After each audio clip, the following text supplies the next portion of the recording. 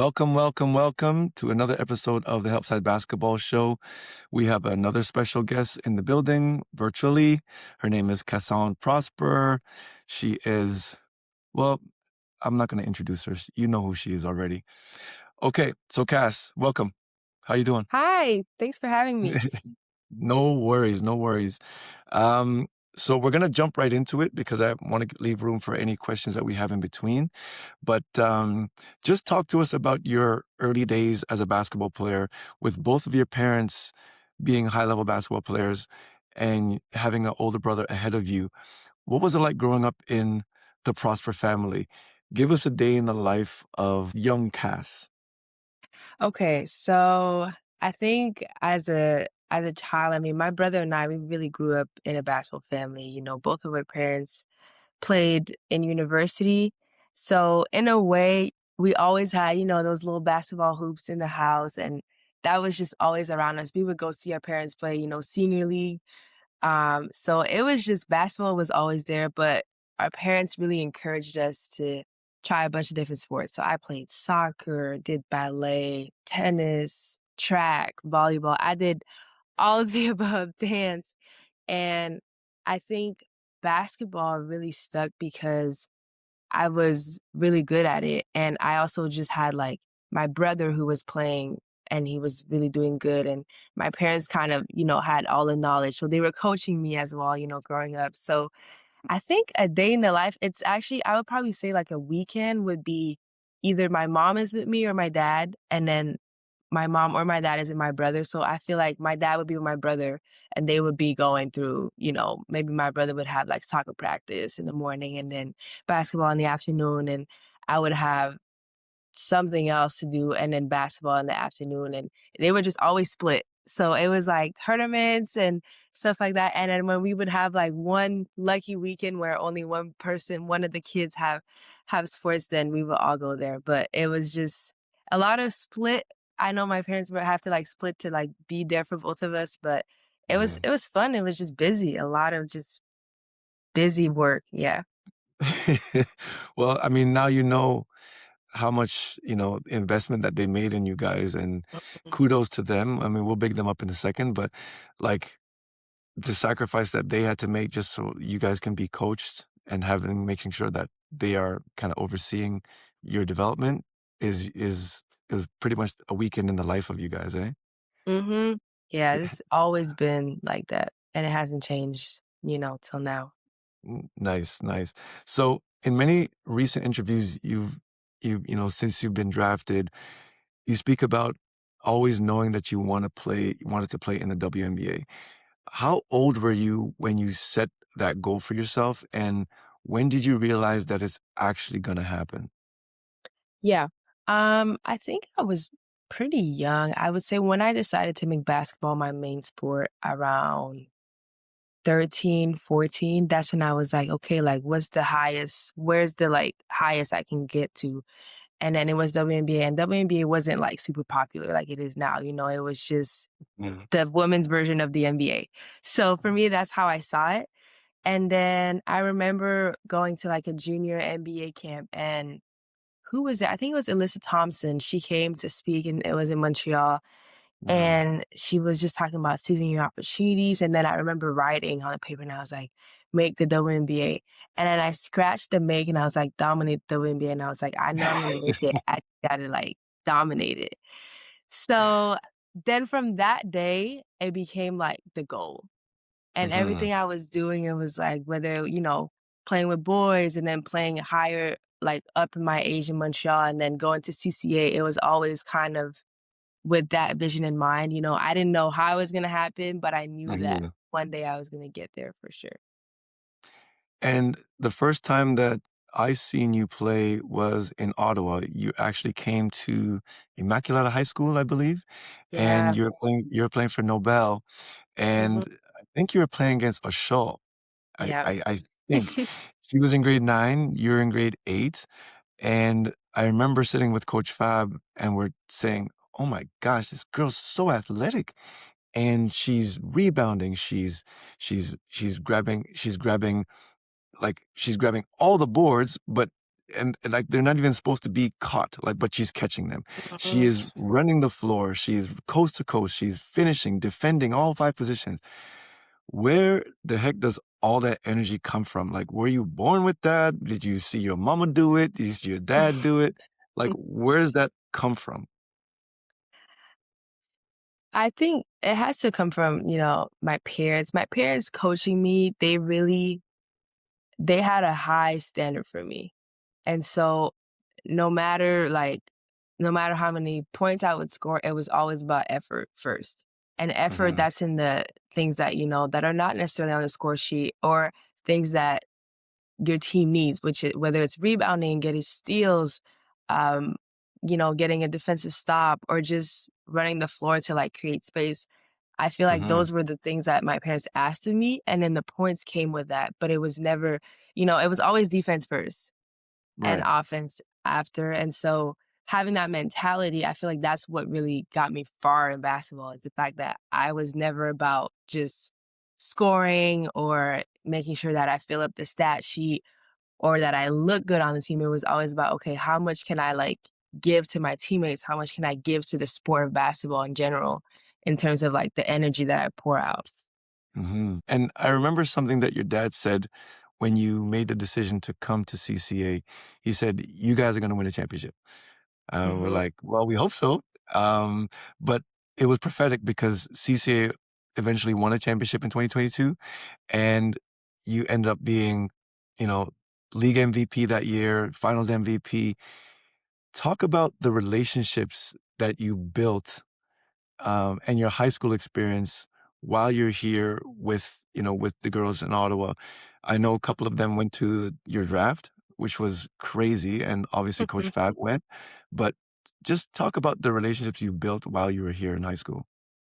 Yeah, I mean, the relationships, that's the biggest part. I think, starting with you and Coach Fab, I feel like we always had a great relationship from the time that you guys recruited me. And then till now, it's like, we're always family, and I feel like that's where it counts more. It's not just about, your coaches or things like that. It's like the people that really made an impact on your life bigger than just on the basketball court. And then my teammates, I feel like I've had, amazing my 3 years at CCA, like, all my teammates were amazing, but really my core, are Kat, Jess, and Nichole because we came in at the same time and we were in the same grade. And Mhm, till this day, we'll still have, our FaceTime calls every week and talk. We're in different parts of, Jess and Nichole are in different parts of the States, but Kat is in Toronto, and it really doesn't matter. Like, I remember playing at Syracuse last year, and Kat and Jess came to see me um, play. And it's just kind of those friendships that you build. And we've gone through so much, from playing CCA together, but also our early age, like our early years in college. And we mhm, just have that bond. And then when it came to my draft, I was like, these are the people that have made me who I am today as a player. So I have to yeah, have them there, like in terms of just those are gonna be my friends for life. And Achol couldn't make it, but she really wanted to be there, but it's kind of the thing where like you can relate to so many things. Like we're going through college together. We went through high school together. It's like it's part of just us relating to each other and like making sure like we keep those conversations going because like I know that they have my best interests at heart and they've known me for so long. They know me mhm, like from the time I was 15. So I value them as people for sure. mhm, and so after winning the OSBA championship as a 11th grader, you came back for your grade 12 year, and then Mhm. you decided to enroll into Notre Dame early. And talk about the experience going from playing an OSBA game in Niagara Falls, and then on this, I think it was December 17th, and 12 days later, you're on the floor playing for Notre Dame against Miami. Mhm. What was that what was that experience like? Because that's crazy turnaround time. It is so crazy. I feel like, yeah, that's just that was insane. I mean, I got to campus December 26th and then left December 28th to go to Miami with the team. I can't even like I'm just thinking of like going through and I remember thinking last year, and I was like, if somebody came mid-year right now, like, that would be so weird. But for my team, they really kind of, like, embraced me, and I feel like that's really Coach Ivy and, like, the whole coaching staff. They made sure that I was welcomed and that, like, the team was gonna be prepared for me. But Mhm, it took a lot of just courage, you're in a new environment and I always had my goals in mind, I was always like, "I'm going to college to be a pro, not just to go mhm. to college." And so when it came to graduating early and having the opportunity to do that, I was like, "If it's the place where I'm gonna get challenged the most, and where I feel like I need to grow, then that's where I'm gonna go." It was hard leaving the girls and just that was the hard part, leaving the girls, and I was like, "We could go for a second championship," but Yeah, we were gonna win that I thing. yeah, but I was like, for my personal growth, I was like, it's time for me to go to a place where I'm gonna have to, figure it out. And I had to Mhm. really figure it out really quickly, and then, you live alone but it was it was part of just the steps, and now that I'm done college, I'm like, "This was so long ago," but yeah, it was a crazy experience for sure. And did that kind of prepare you for what you're going through now? I mean, we'll talk Mhm. about the now, right, in a bit, but did that kind of jumping into something like almost not before you're ready, but like you kinda expedited the process? Like, going through that from high school to university, now university to pro, did that kinda prepare you for that a little bit? Yes, I don't know why, but I think it's just in my DNA of, like, I'm always trying to move on to the next thing, and maybe I do need to slow down, but I feel like it's to my advantage in the sense of, like, when I feel like I have done all I've kind of reached, like, my my limit of just kind of, like, the box that I'm in, I feel like, Mhm, "Okay, it's time to move on to a bigger box." And that's how mhm, I felt after this year at Notre Dame. It was like, it's nothing like I love Notre Dame and I love my coaches, teammates, but it was the time where I had to move on and grow, and I was like, the W is the next place for me to be in an environment where I'm forced to be uncomfortable, and I'm mhm, forced to actually grow my game. mhm. And so when it came to making that decision, it's like, yeah, you still have another year of college left. And a lot of people were shocked, which I was like, oh, this is like high school again. But deep down in my heart, like I know what I need for myself. And that was always the point. It's always to Mhm, gain more growth. It's not about, getting to goals. It's about really like how much can I grow as a person and as a player. mhm. So you just came off your best season at Notre Dame.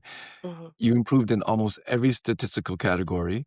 You took home ACC Most Improved Player of the Year. Take us back to last summer and the mindset you had going into the summer, which ended up being your last year in university. So I just wanted to get into your mental state of Mm, of how you approach your final season. yeah. I wish I could write a book about this because it was so like intentional. So last summer after the season, this past season, well, not this past season, but the one before that, I Mhm, remember being like, okay, Cass, like we're going into our senior year and there's a lot of things that need to change. And so it was a very kind of like honest conversation with myself of like, what do I need to change first? The way I approach the game, the people that are around me, just kind of like my whole environment, and then like how I feel about myself internally, like my self-worth, mhm, things like that. And then I got a mental coach. mhm, His name is Derek Grant, and he really helped me kind of like not necessarily for basketball specifically, it was kind of like a life coaching things, but it was intentional about basketball. So having that guidance and support in that sense, I was like, okay, like I need to understand my mental state, my mental game, and so mhm, that I can be better on the floor. And then I made the decision for myself that summer. I said, this is gonna be my last year of college. mhm, And so if and I knew I had 2 years, but I was like, and I would tell my coaches this and my teammates, I was like, guys, like this is it. Like I'm not going back to college. Everything that I'm doing right now is me as a pro. So the mhm, way I approach the game is gonna be as a pro. The way I eat, the way I sleep, the people that are around me are the people that I would want around me as a WNBA player. mhm, Um, and then I also was like, I was a captain and a leader, so I was like, I have to lead by example. I can't, be not being my best self out there because I'm gonna Mhm. be the one that my teammates are gonna look up to. And we were Mhm. rebuilding, so it was kind of like the opportunity is right there for you to just take it. Mhm. So the biggest part really was like my mental state was I'm in the W right now and I have a year to like be that WNBA player, but like in my head, I was already that player before. Mhm. And so everything I did was as that player. And when it came to like making the decision after the season, people think like I made the decision, oh, like, but no, I made that decision last summer. Like I knew it was going to be my last year of college. Mm. Mhm. And so your workouts, your the way you approached your workouts, the way you attacked your books, Hmm. that was one big gigantic visualization. Yes. Yes. And I had that visualization back in 2022 when I got to Mm. Notre Dame and I was like, I'm Mhm. graduating in 3.5 years. So I Mhm. knew it was going to be 3.5 years, but when I got injured my sophomore year, it was like I could still have, another year, Mhm. which is all part of it because you have a plan and you're set on your plan, but your plan never goes according to like, and that's the point. You're not supposed to just have it go smooth. Like things will Mhm. happen and then you have to pivot, you have to figure it out. And for me, like when I got injured, I was like, am I even like, what is this gonna look like as a basketball Mhm. player? Like, am I gonna continue like playing and do I really want to go to W? But I was like, you know what? Let me just get through this injury, understand who I am as a person because I can't play basketball right now. And then Mhm. eventually I kind of got back on like the path that I had set. But even this year, like I was like, no, like I'm gonna have to take 6 classes for both my semesters, but I have to because I'm graduating and this is my last year of Mhm. college. Mhm. And so it's really a decision that I made for myself. And I was like, I don't care what is going to happen. Like, I'm going to the W. Wow. Yeah. That's incredible. And I think the power of your mind is Mhm. like it's a lot of people overlook that power. Just speak on how powerful that mental approach that you took, because you see a lot of people fall off because, and you've obviously seen a lot of people around you, um, they seen them fall off because they weren't locked in. Can you Mhm. speak about just how powerful the mind is and Yeah. how it helped you? Yeah. I feel like because I had a mental coach and I had that guidance, I understood different side of it. So people think, like I had to be like perfect all the time. No, it was about like if I did mess up a drill, mess up a shot, like, it's like, how would me as a pro take it? "Oh, I'm gonna make the next one." Like, I'm not worried Mhm. about it. Uh, It's not about, like, you have to be everything has to be perfect and you have to get all A's and you gotta, like no, it's about having balance of, like, "Okay, I can have fun with my teammates, but when I'm mhm, on the court, I gotta be locked in as, the mhm, player that I know I am." And mhm, having balance and also, like, being honest with yourself. Like, it started with me just being like, "No, like, this is not the cast that I want to get out of college. This is not the mhm, cast that I know I can be." And, like, until, like, I realized, like, this is not good enough for where you're trying to go, like, mhm, I had to really, like, be truthful to myself and be like, "No, like, we gotta change some stuff." And mhm, no, we gotta, like, get help and ask questions and things like that. It's really, like, you have to be vulnerable, really. Vulnerable with mhm, yourself, and that's, like, the key of it. And then love yourself through it. Give yourself grace. Don't, beat yourself up because it's part of the process. Yeah. mhm. That's amazing. Very, very powerful. And Mhm, now that you've reached your goal, fulfilling a childhood dream, mhm. how is life different for Cass? Has everything kind of settled in since the draft? And, it's been a few weeks now. And does having a big brother that went through the draft process kind of normalize that kind of whole, you know, drama that you went through? Yeah. Yes. So my life is very different. Very different in a way that like I'm living in DC now. Just had a first week of training camp, first week in a couple days. We had our first preseason game. I'm with Mhm. a whole new set of teammates, whole new set of coaches.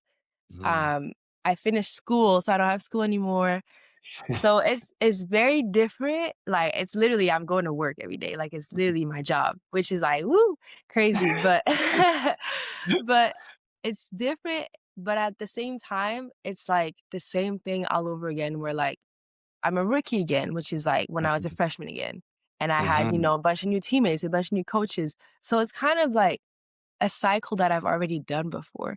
So I'm Mhm. like, it's a lot, it's very familiar. It's, something uncomfortable, which I've done so many things uncomfortable in my life that it's like I find like familiarity in it. And then Mhm. my brother who's gone through it, he's been like my first kind of like, okay, like how should I approach training camp? How should I approach the draft when I don't know where I'm gonna get drafted? Mhm. How do I talk to my coaches? How do I, take all the information that they're giving me without losing myself and like without losing, the reason why they drafted me in the first Mhm. place. But he's been a rookie. He's in his third year, but he's gone through, different situations in the NBA. And I think he's been kind of like the really like the example that I follow my whole life, but especially now that, we're both pros and it's Mhm. higher stakes and now it's really like your job for real. Like, that's kinda like a cheat code that you have. Yeah. That's not fair. Mhm. I know. But I you're had gonna a cheat but you'll code take my it. whole life. Yeah. Yeah. Yeah, so, like, speaking of cheat codes, like, your parents are cheat Mhm. codes. Like, both of them have played, like, at a high level. And having like the conversations they've had with you and your brother about the approach, the professionalism, because Mhm. both are extremely professional. Even in setting up this interview, I made sure I was super professional with it, not like, yo, you want to do an interview? Like I went through the proper channels because I don't like to disrespect, people's approach to to life and to their children. So now that Mhm. you're a pro, I wanted to make sure that I went through the proper channels and I, got you all set it up properly. Speak about the conversations that they've had with you and your brother about professionalism. Yes. The way the way you present yourself as a person will always matter more than the way you are as a player. I think I really realized this in college where I was like, no matter what I do on the court, if I don't develop relationships with our equipment person, the person, that takes care of like operations, like if I don't develop relationships with everyone on the staff, then like, first of all, this is going to be very unfulfilling for me Mhm, because like I'm not going to get anything out of like, it's not only like playing basketball is fun, but like it's so much bigger than that. It's about your teammates, your coaches. Like it's going to be very unfulfilling for me. But at the same time, they understand who you are as a person, and that matters more than like what you're doing on the court for them. I think I've always had a great relationship with my coach because no matter what I was doing on the court, she valued me as a person. When I was injured, she valued me and my character bigger than like what I couldn't do it for her on the court. mhm, And that's really important. Even in the W, I had a meeting with my coaches and all they wanted to do is get to know me as a person because mhm, the higher you go, like everybody's good. So mhm, who are you as, like, that's what matters the most. Like, who are you? And you're going to realize at one point that like your identity can't be about basketball. So like mhm, you have to like develop that part of just getting to know yourself and like wanting to fulfill other parts of you that aren't related to the sport necessarily. So being mhm, professional and like making sure you say hi, like being professional is part of it, but also like being who you are outside of basketball and getting to mhm, know that part of you is as important. That's what creates, I feel like, professionalism. mhm. And now that you've played one preseason game, what's the biggest difference that you found in the actual level of play? Is it faster, slower, more physical? Kinda describe that kind of first experience of stepping onto a WNBA floor. I think it's definitely more physical. A lot. I know we had like a ref kind of like not conference, but like workshop just for them to explain the rules. And they were trying to tell us like they're trying to limit a little bit the physicality because it gets really cheapy Mhm, in the W. So it's definitely mhm, more physical. I think the hardest part for me, I think, from like training camp is just like incorporating all of the concepts and mhm, like having to like adapt with it quickly. mhm, mhm, And that's what they expect you to do, but also they want you to ask questions. So, like, they're not trying to put you in an impossible situation, but, mhm, like, you have to, like, understand the spacing, you have to understand the actions and, like, when to cut, when not to cut, when to mhm, flare, and things like that, and it does, like I will say, like, it does very much, like, open the floor, so it's actually really good, but, mhm. yeah, those things are different. And then having to play multiple positions, the guards are faster, guard multiple positions, but it's a lot of fun. And I can see like myself just getting better every day. And Mhm. I love that for me. Cass Prosper.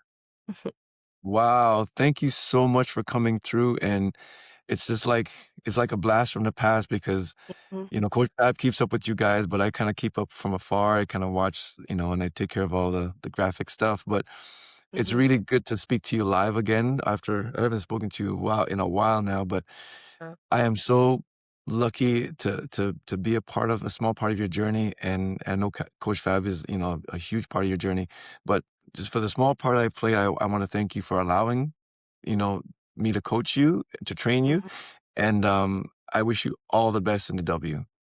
Thank you, Merrick. I appreciate it. All No love. worries. Okay, so go well and, keep working hard, okay? Yes, sir.